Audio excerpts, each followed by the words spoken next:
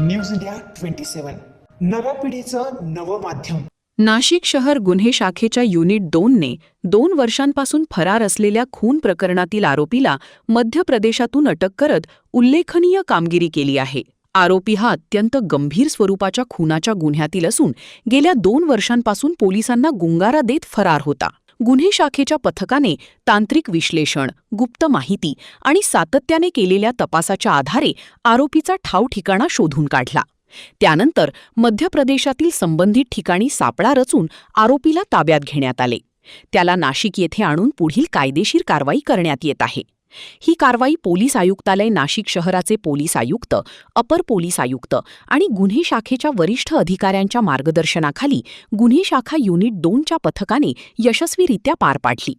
या कामगिरीमुळे गंभीर गुन्ह्यातील फरार आरोपींचा शोध घेण्याच्या पोलिसांच्या प्रयत्नांना मोठे यश मिळाले आहे। पोलीस ठाणे गुन्हा रजिस्टर नंबर 102/2024 भादवी कलम 302 506 प्रमाणे जवळच्या पोलिसांना हा गुन्हा दाखल होता।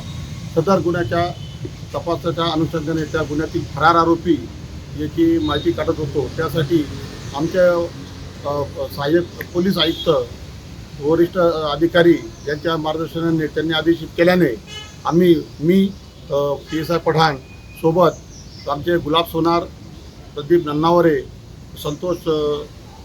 संतोष सुपेकर आणि चालक जितेंद्र वजिरे असे आमच्या वरिष्ठांच्या आदेशाने आम्ही सदर वाहनाने मध्य प्रदेश खरगोन जिल्ह्यामध्ये सदर गुन्ह्याच्या आरोपीचा तपास करत असताना सदरचा आरोपी हा मंडलेश्वर हद्दीमध्ये चोली या गावात असल्याची आम्हाला बातमी मिळाल्याने आम्ही सदर ठिकाणी अहोरात्र मेहनत करून 2 दिवस त्या ठिकाणी माहिती घेऊन सदरचा आरोपीला त्या गुन्ह्याच्या अनुषंगाने ताब्यात घेऊन जवळील कॅम्प पोलिसांनी ते ताब्यात दिलेलं आहे।